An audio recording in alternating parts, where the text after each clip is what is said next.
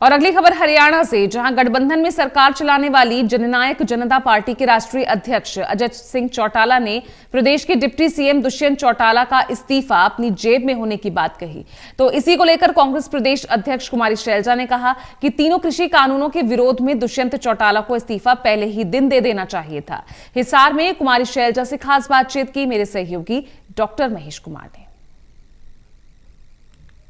हरियाणा में कांग्रेस प्रदेशाध्यक्ष कुमारी शैलजा इस वक्त हमारे साथ मौजूद हैं। मैडम, गठबंधन की सरकार में सहभागी है जननायक जनता पार्टी। जेजेपी के राष्ट्रीय अध्यक्ष अजय सिंह चौटाला का एक बयान सामने आया जिसमें उन्होंने ये कहा कि दुष्यंत चौटाला यानी उप मुख्यमंत्री का जो इस्तीफा है वो उनकी जेब में है।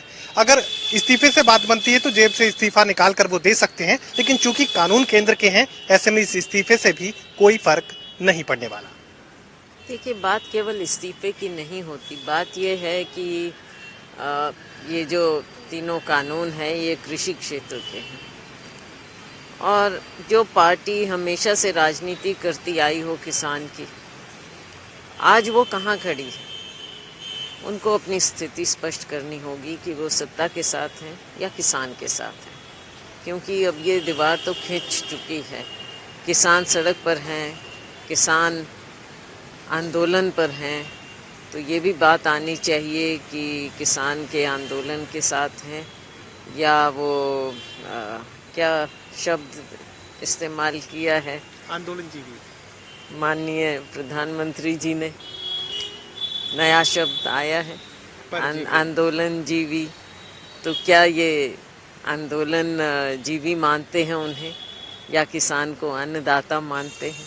तो ये बात थोड़ी स्पष्ट हो जाना चाहिए। अविश्वास प्रस्ताव की बात लगातार चल रही थी। भूपेंद्र सिंह हुड्डा ये कह रहे थे कि पहले दिन अविश्वास प्रस्ताव वो लेकर आएंगे। अभी जो नई जानकारी सामने आई उसमें 8 मार्च की तारीख दी जा रही है, तो क्या लगता है 8 मार्च को अविश्वास प्रस्ताव जो सामने आने वाला है, क्या सरकार गिरा दी जाएगी? देखिए, बात सरकार गिराने की या वो अब जैसे कहा गया कि कुछ MLAs हैं, और हम भी जानते हैं, आप भी जानते हैं, जो खुद बोल भी चुके हैं। कुछ ने अपने बेशक विधायक पद से इस्तीफा नहीं, लेकिन दूसरे ओहदों से इस्तीफा भी दिया। तो इस तरह के हैं जो अपनी बात भी रख चुके हैं। तो ये उनके सबके लिए इम्तिहान की घड़ी होगी।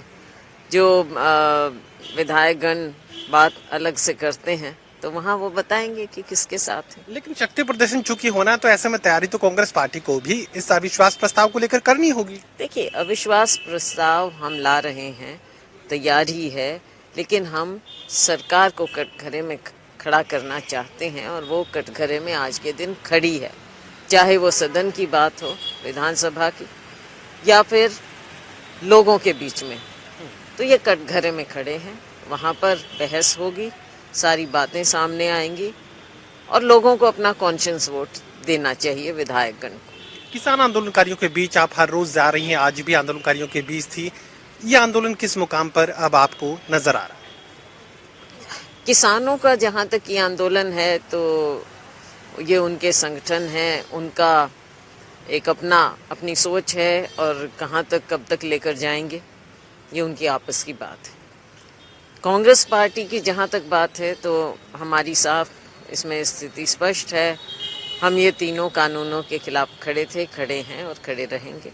चलिए, दुष्यंत चौटाला से जुड़ा सवाल एक बार फिर से मैं दोहराने का काम कर रहा हूँ। तो आपको लगता है कि दुष्यंत चौटाला को इस्तीफा दे ही देना चाहिए? ये तो पहले दिन जब ये अध्यादेश लेकर आए तभी इन्हें छोड़ना चाहिए था साथ।